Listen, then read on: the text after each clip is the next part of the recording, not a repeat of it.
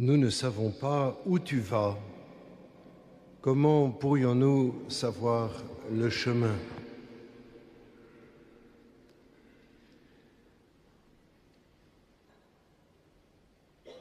Presque 2000 ans après,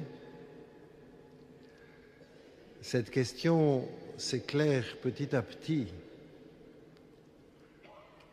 Et pour Thérèse, Sainte Thérèse de l'Enfant Jésus, il n'y a pas d'hésitation. Jésus nous emmène vers la véritable patrie, vers le ciel, vers le royaume.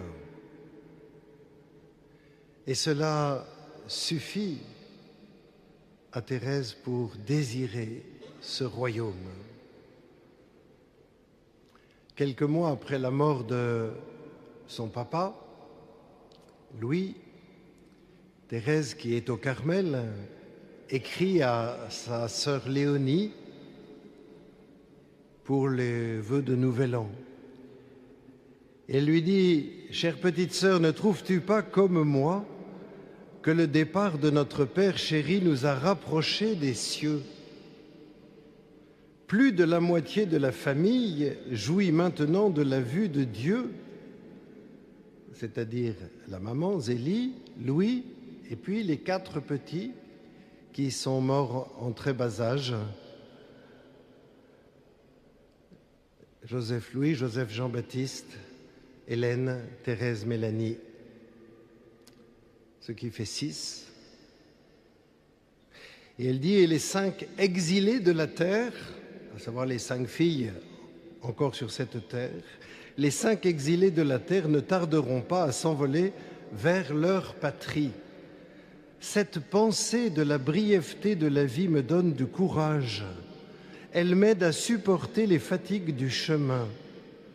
Qu'importe, dit le livre de l'imitation de Jésus-Christ, qu'importe un peu de travail sur la terre, nous passons et n'avons point ici de demeure permanente.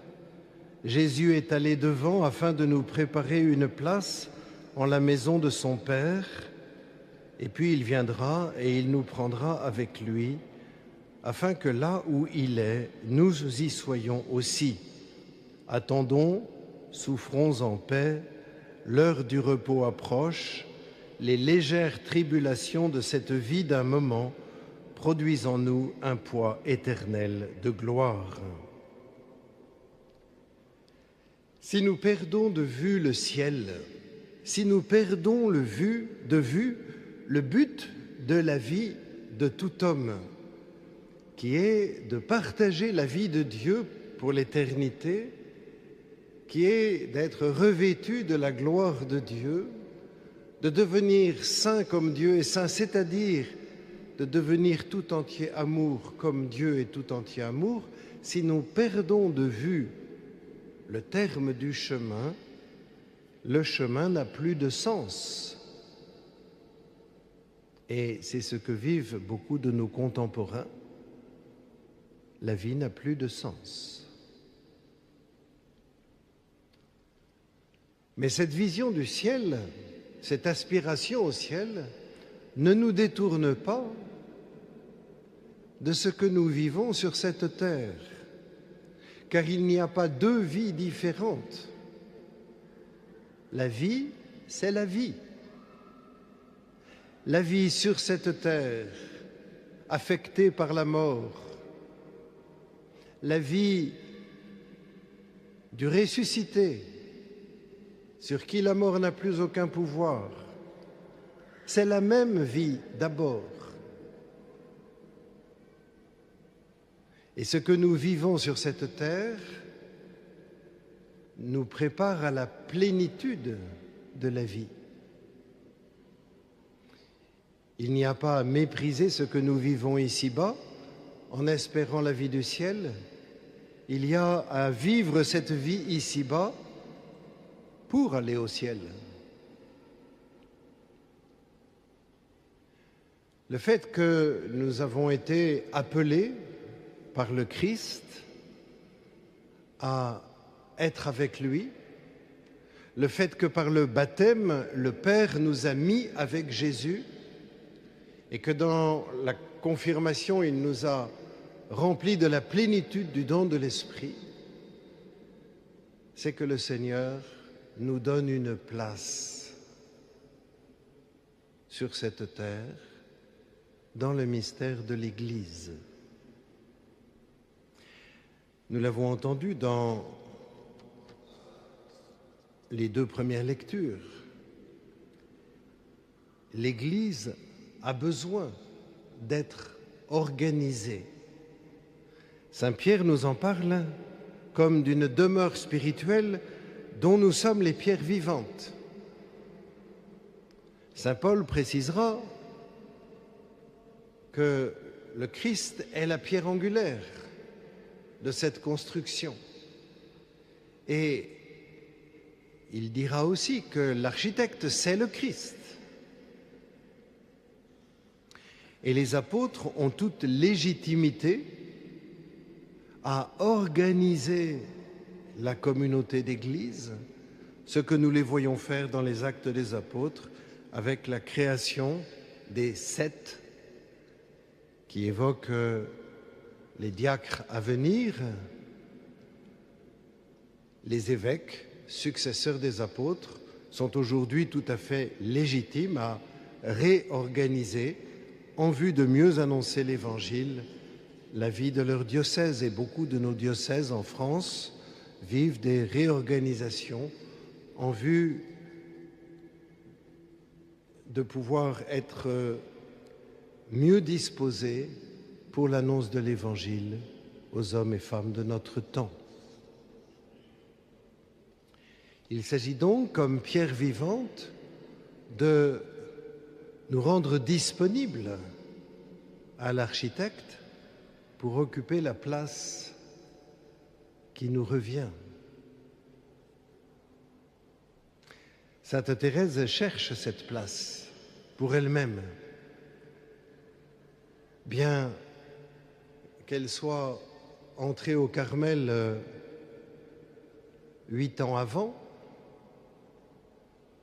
et on pourrait dire qu'elle a trouvé sa place. Pour l'anniversaire de sa profession solennelle, en 1896, elle vit une retraite très tourmentée. Parce qu'en fait, son désir d'être tout à Jésus, ce désir, on pourrait dire, se démultiplie. Elle voudrait être tout. Elle voudrait être missionnaire, elle voudrait être soldat pour les troupes pontificales, elle voudrait être prêtre, elle voudrait avoir été missionnaire depuis le commencement du monde. Elle a des désirs immenses, et même dans le premier texte de son offrande à Jésus, elle dit des désirs infinis.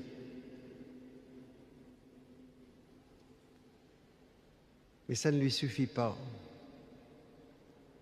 Elle creuse dans les Saintes Écritures, notamment dans la première lettre aux Corinthiens de Saint Paul.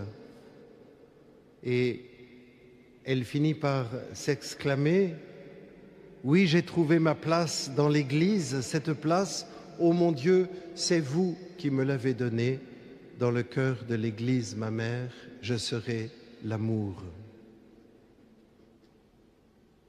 D'une certaine manière, ce que Thérèse vit là éclaire chacune de nos vies, car c'est bien l'amour, la charité qui donne la valeur à tout ce que nous faisons. Et d'une certaine manière, nous pouvons tous nous exprimer comme Thérèse en disant « Dans le cœur de l'Église, ma mère, je serai l'amour ».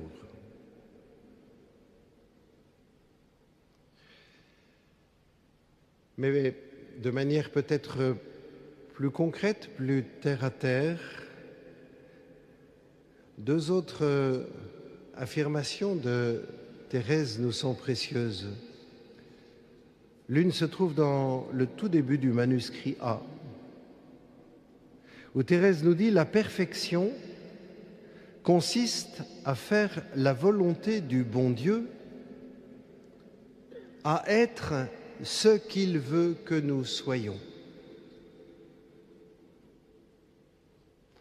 Oh, lorsque nous contemplons les fleurs du jardin, lorsque nous contemplons les arbres fruitiers, c'est pour nous une évidence. Un pommier qui voudrait se mettre à donner des fraises nous semblerait un peu étrange. Ce qu'on attend d'un pommier, c'est qu'il donne des pommes. Et il y a une grande variété de pommes et de pommiers. Ce que le Seigneur attend de nous n'est pas que nous soyons comme les autres ou comme telle personne qu'éventuellement nous envions. Il veut que nous soyons nous, que nous soyons nous-mêmes, que nous soyons cette personne unique qu'il a créée à son image et ressemblance, avec des particularités, des talents naturels qu'il a enrichis de charisme spirituel pour que nous ayons une place unique dans le monde et dans l'Église. Et dans une lettre, presque un peu plus de 2 mois avant sa mort, dans une lettre à Léonie, Thérèse écrit « L'unique bonheur sur la terre, c'est de s'appliquer à toujours trouver délicieuse la part que Jésus nous donne. »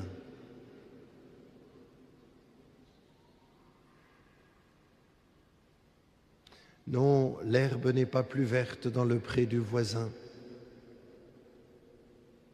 C'est là où nous avons été plantés que nous pouvons porter du fruit. C'est selon notre grâce propre, notre tempérament propre, que le Seigneur veut nous faire porter du fruit. Mais nous avons besoin de nos frères et sœurs pour découvrir qui nous sommes. Nous avons besoin du regard et de la parole de nos frères et sœurs pour qu'ils nous révèlent qui nous sommes, pour qu'ils nous révèlent les talents qui sont les nôtres, pour qu'ils nous révèlent les charismes qui sont les nôtres. Car ce que nous savons faire, nous imaginons que tout le monde sait le faire. Et nous avons besoin que les autres nous fassent remarquer que telle capacité, telle manière de faire, manière d'être, nous est propre et est une richesse qu'il nous faut cultiver, est un don de Dieu. Et les dons de Dieu nous sont toujours donnés pour les autres, pour enrichir le mystère de l'Église et cette grande famille qu'est l'humanité.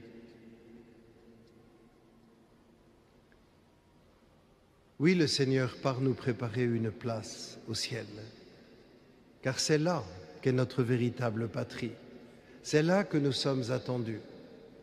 Mais le fait que le Seigneur parte nous préparer une place au ciel ne veut pas dire qu'ici-bas nous n'avons pas de place. D'une certaine manière, il nous apprend à recevoir cette place du ciel en vivant sur cette terre, en accueillant la place qu'il nous donne dans ce monde. Et pour comprendre et connaître la place qu'il nous donne dans ce monde, nous avons besoin de la communauté de l'Église pour mieux la comprendre, mieux la vivre. Puissions-nous, dans ce temps pascal, chacun demander la grâce à l'Esprit Saint de vraiment nous montrer, pas seulement dans notre cœur, mais aussi par nos frères et sœurs de nos communautés chrétiennes, de nous montrer la richesse que nous sommes, de nous montrer la place que Dieu nous donne pour que cette demeure spirituelle que le Christ construit avec les pierres vivantes que nous sommes, non seulement soit belle, mais révèle au monde que son unique sauveur, c'est Jésus, et que chaque personne humaine est appelée, attendue par Dieu, parce qu'elle a été créée par amour et pour l'amour. Amen.